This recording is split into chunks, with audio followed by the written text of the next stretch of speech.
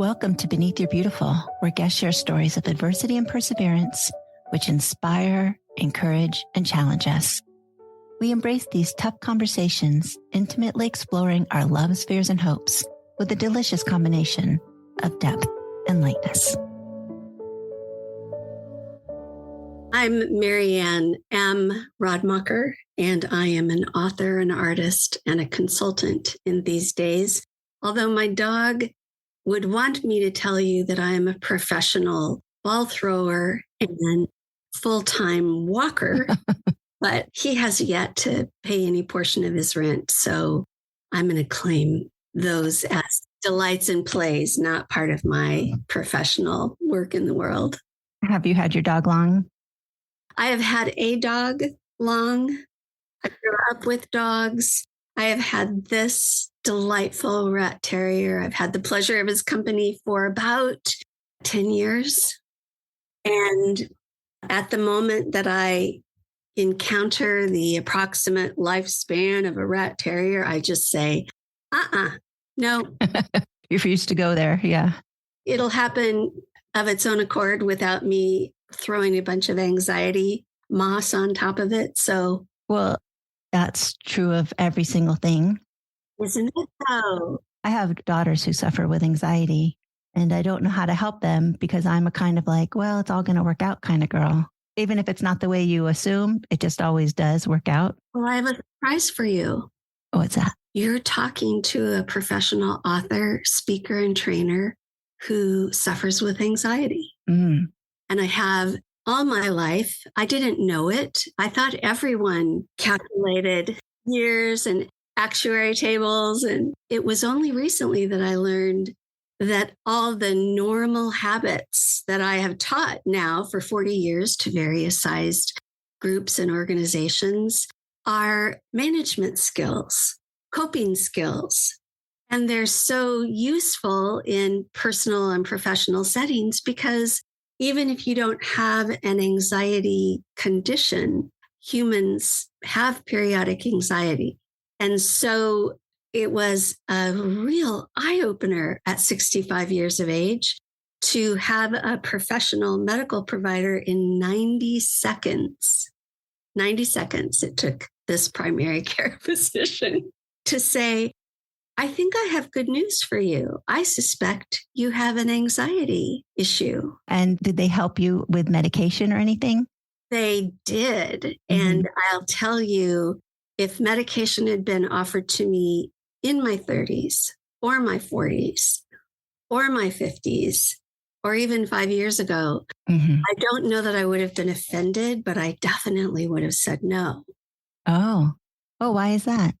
Because through the incredible challenges that I have always contextualized as teachers, I call living life a master class in management, ironically, I just felt that it was my job to do it on my own.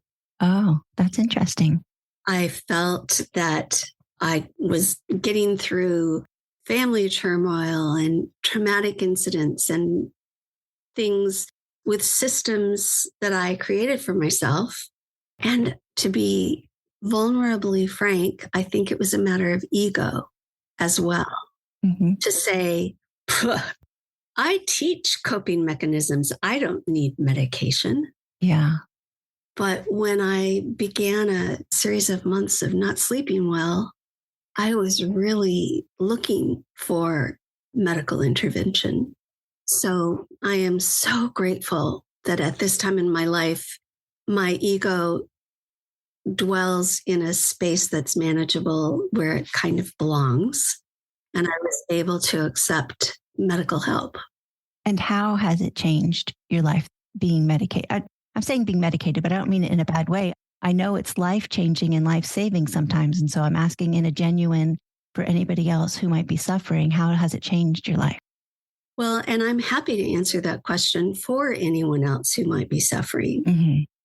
Because even you, an interviewer, through topics about coming through obstacles, had to qualify saying, well, I don't mean it in a bad way. Right. When we talk about anxiety and mental health issues, suddenly you hear crickets because nobody wants to admit that they face anxiety. Whereas I'm going to answer your question before I make any other commentary. I sleep better. I wake up better.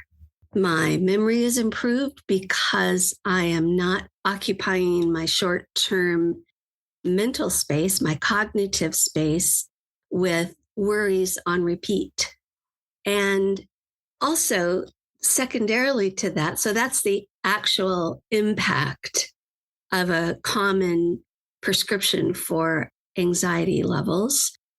The secondary impact that I've noticed is that all of the techniques and methodologies that I've developed for myself over the years are now supercharged, highly effective, even more so, like meditating while folding an origami crane, while using a very tiny daily to-do list out of my planner book so that I don't dare put 25 things in front of me to get done on a single day.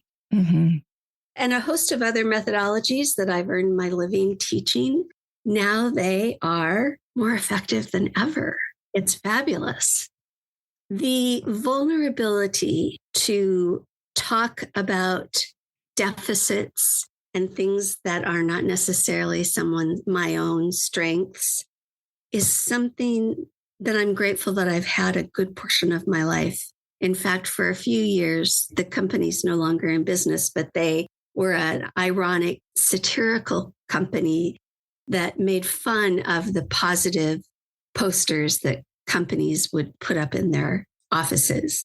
And it pictured a beautiful sunset highlighting, as a West Coast dweller, you might know the Peter Iredale wreck in the Oregon coast.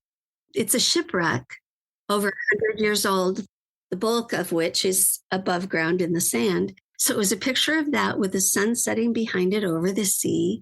And the text read as this: what if the sole purpose of my life is to serve as a warning to others? And so this is how I write and teach and address groups. I do not stand behind a microphone and extol only my successes and my get-throughs, but I also talk about the times that I've fallen down and couldn't get up without the help of my friends. These two contradictory stories, because self-help people are supposed to just, operate on positivity on steroids. And that's not how life folds out. Right. And also, there's no relating to somebody, I feel like, who's perfect, or thinks they're perfect, or knows everything. It's such a warm feeling when somebody will share what they're struggling with. And I like everybody better when they share, rather than them having everything all together.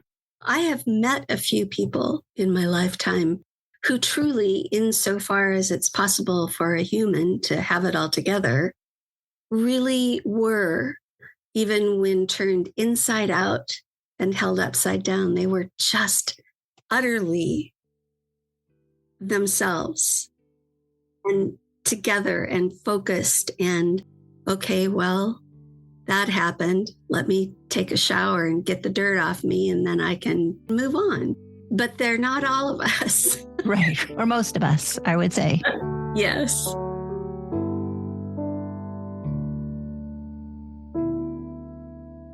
How is it that you came to want to explore the beauty underneath and the capacity to get through?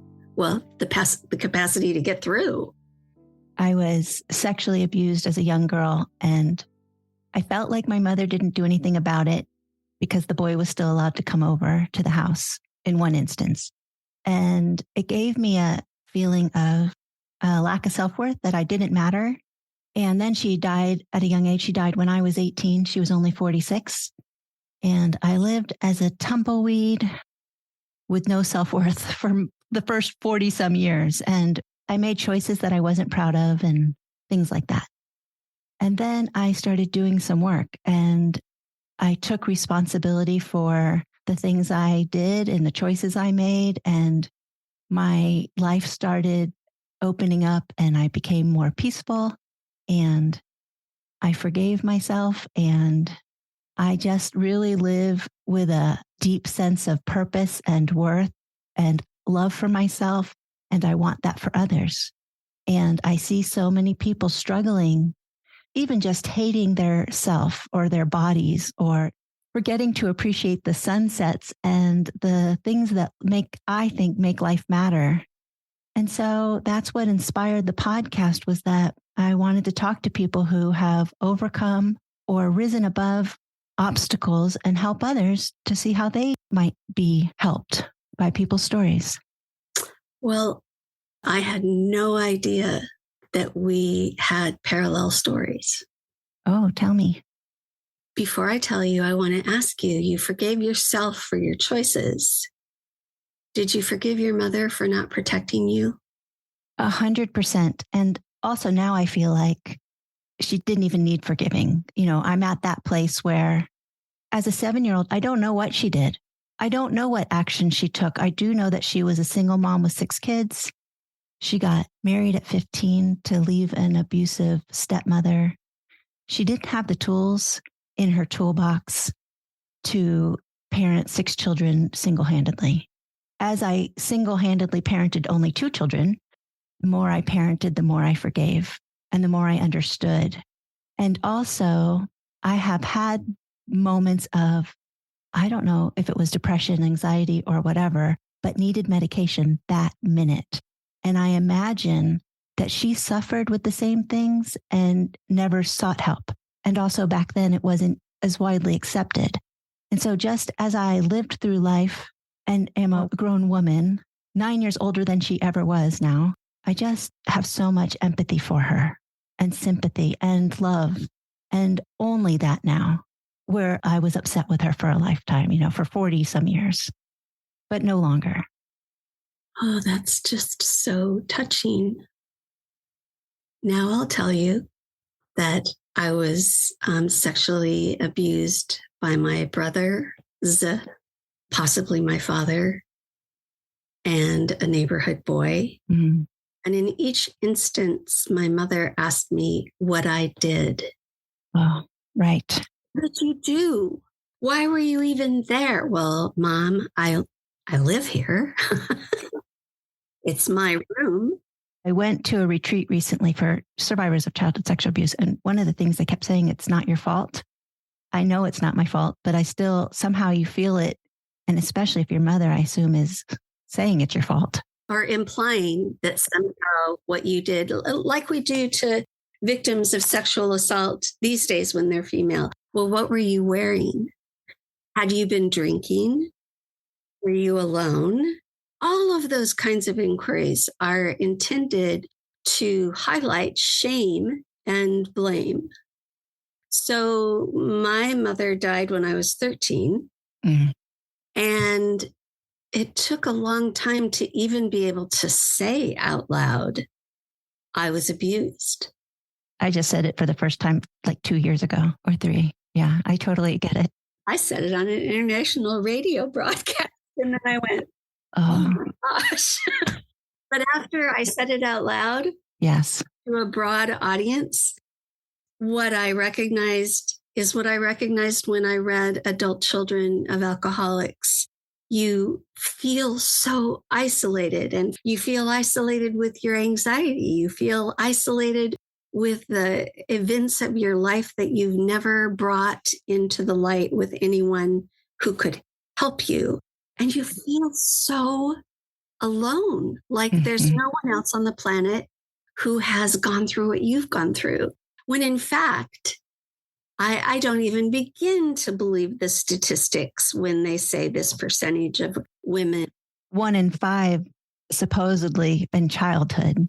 Yeah, I'm here to tell you, in every group of 5 or 10 women, there's a whole lot more than 2 in 10 who have had abusive experiences in their childhood. just not talked about, like medication is not talked about. And failures are contextualized as deficits and failure rather than opportunities and lessons. It's a profound life skill to be able to say, just like Edison, he didn't invent it. He kind of co-opted the idea, but still he said, as lots of other inventors said, I just found out one more way that it doesn't work.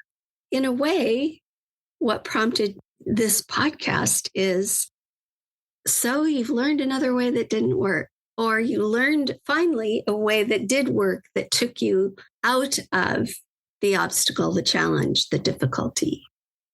And talking about those things rather than the weather or the latest political circus or global disaster. I mean, those are important and they certainly impact our lives in all kinds of different ways. But talking about what we learn moves the story forward for everybody.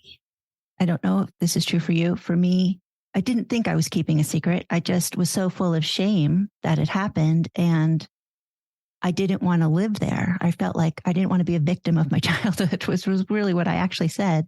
And once I talked about it, there was such a freedom, a lifting of the shame, because I didn't know it wasn't my fault until somebody said it's not your fault. Even though, like, intellectually, I guess I get that, but my heart didn't know it.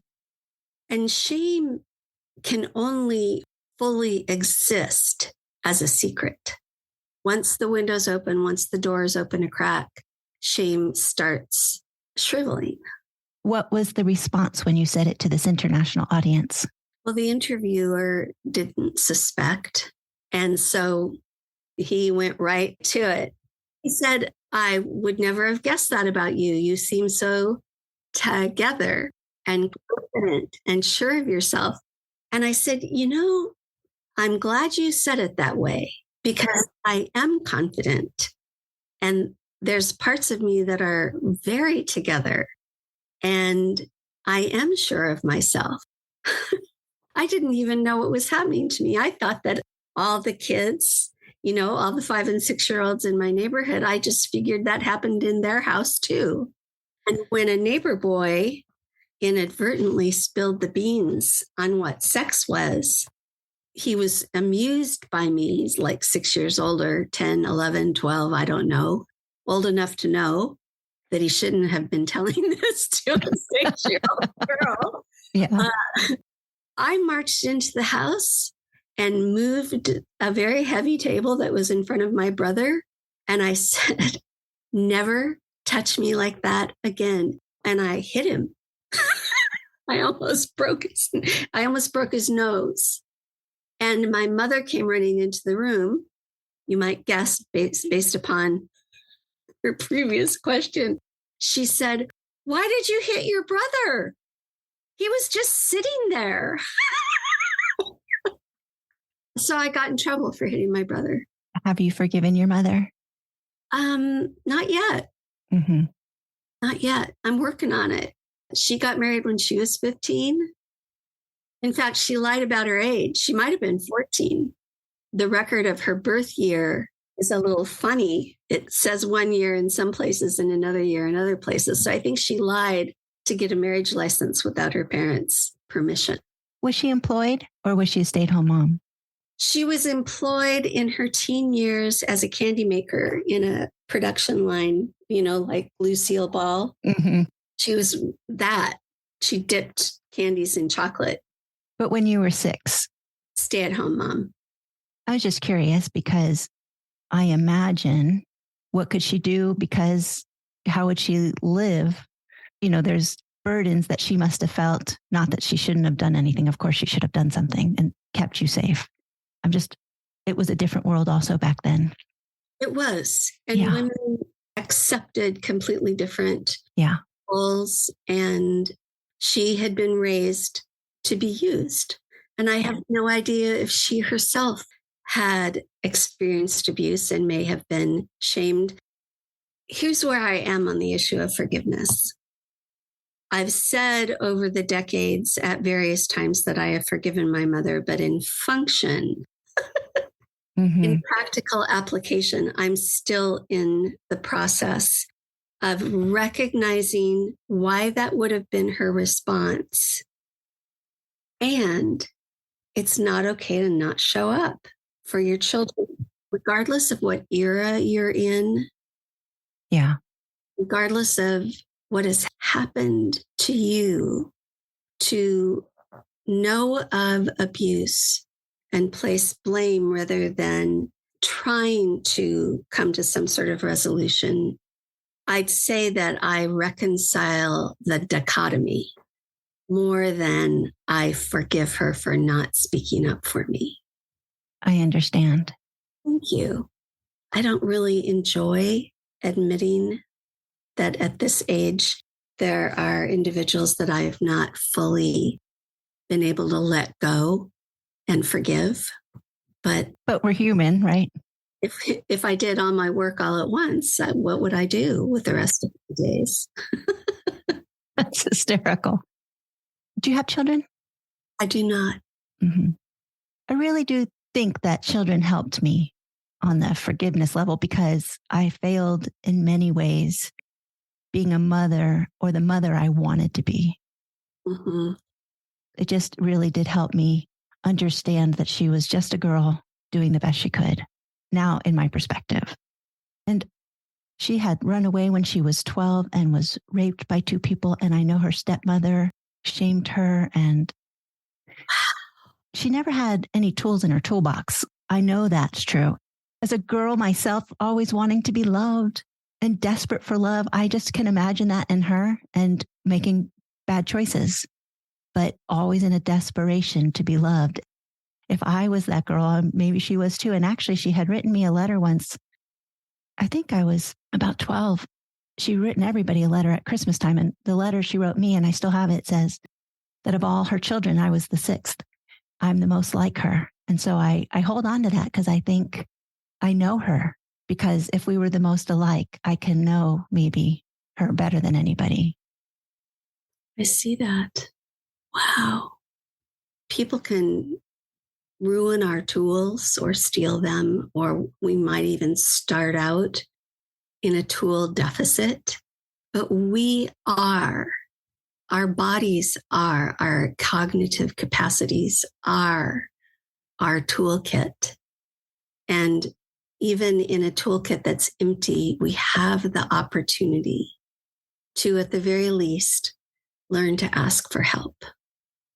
And at best, generate mechanisms that will begin to fill up the toolkit, not with bad decisions or decisions based on the poorest experiences of our lives, but on a friend of mine likes to call them the get-throughs of our lives.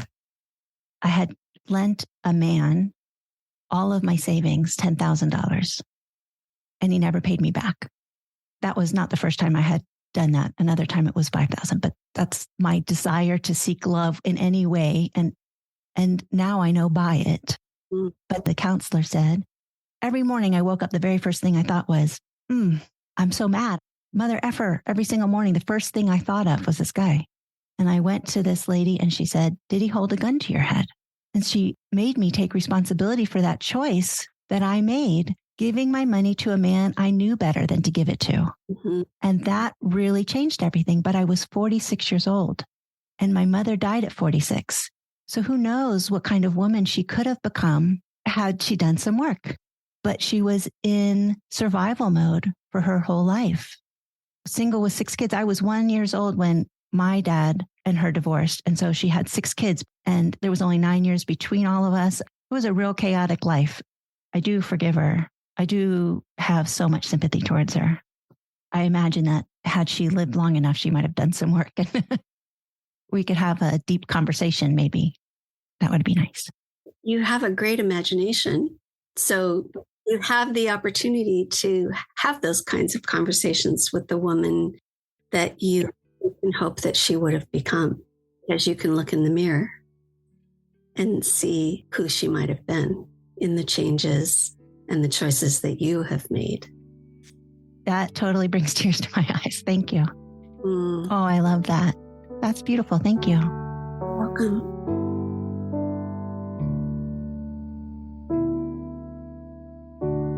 I reached out to you to be on my podcast because I have been copying your quotes and posting them on my Facebook wall for a decade, at least. What are those quotes from? Is that a book you've put together? I mean, how do I know those quotes? How have I seen them? I have written and published through Houses, had published 13 books. And before that, I had my own company and created little chapbooks of essay and poetry. And I had a company that produced handmade greeting cards and posters and journals. And I've been doing it for almost 4 decades.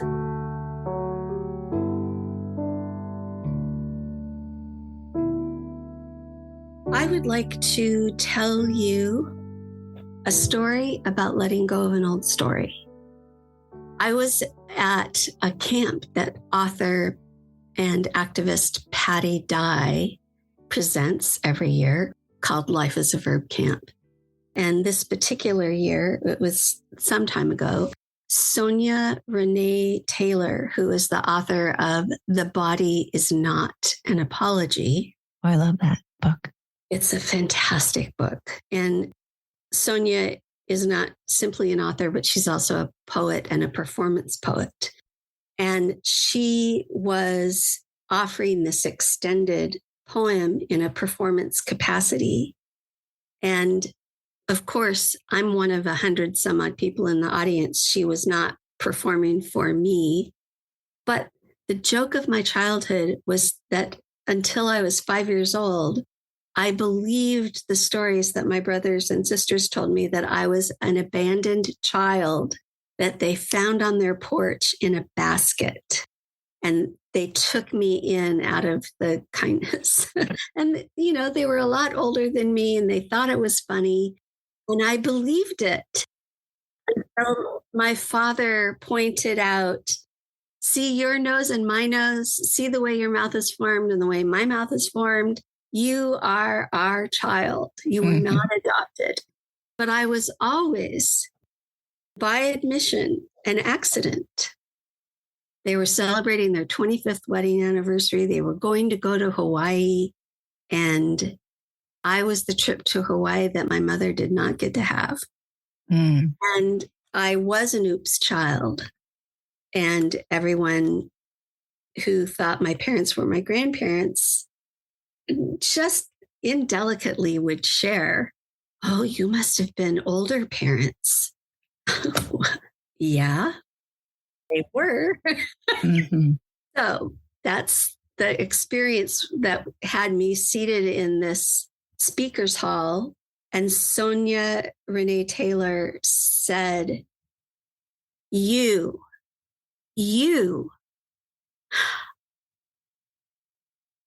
And there was this, I don't know how long the pause really was, but suddenly there was no one else in the room. And my eyes were locked on hers. And she said the third time, you are not a mistake. And I burst out in tears. I was older, lots older. And it's the first time in my life that someone had countered the narrative that I was a mistake child. I was an oops child. And on days that are hard, that I feel emotionally downtrodden, and they come along, they do indeed come along, I look in the mirror and I remind myself of my purpose and my calling and my intentions. And in fact, I had it tattooed on my arm.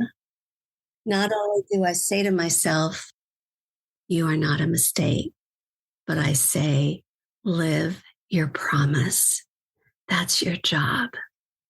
You were born with so much promise. Live it. That is so beautiful. Thank you for sharing that story. You're welcome. It's an antidote. It's the antidote to all of the times we were told we were a mistake and that it was our fault. Hearing that opens the door to being able to look in the mirror and say it to yourself.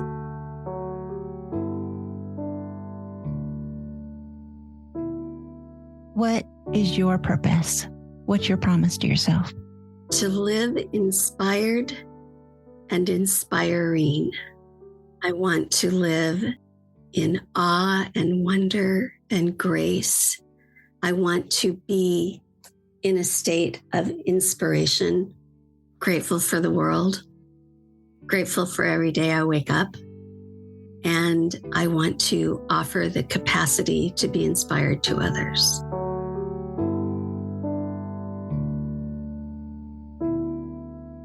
So your name is Mary Ann M. Radmacher. Yeah. What's EM? What is that? Short for something or? Oh, it's not. There were so many Marys in my grade school, my primary school, that I was called M or MA. And through a series of truly unfortunate events, I divorced, and the law office clerk reverted me to my married name, not my maiden name. Mm. And when the lawyer went to the judge said she can't change her name without her husband's permission. And the lawyer said, he's not her husband, and it wasn't her fault. It was a clerical error. The judge would not let him amend the materials. The judge said, bring me a signed release and I'll give her back her name. My former husband said, what's it worth to you? And he offered to sign the document for $2,500. So I asked the lawyer, how much does it cost to file a formal name change? And he said, $175. And I said, let's go. And while I'm doing it, I'm going to add the name that brings me the most amount of joy. And I'm going to have everyone start calling me M. Oh, I love that. My legal name, social security card, driver's license, Mary Ann M. Radmacher. I was Hara Allison Brown, and then I was married in Hara Allison Fernandes. And when I got divorced, I didn't want to go back to my maiden name, and I certainly didn't want to keep my married name. And so I am what my mother named me, Hara Allison. I just moved my middle name over. And so I understand the attachment to that. You know who you are. Yes. I even got married again, very happily married, but I didn't take his last name because I don't want to lose the connection I feel to my name. There's a lot of power in that. Thank you for joining us for this week's episode of Beneath Your Beautiful, hosted by Hara Allison. And thank you for your ratings and reviews. We'll be back next week with a new episode. Stay tuned.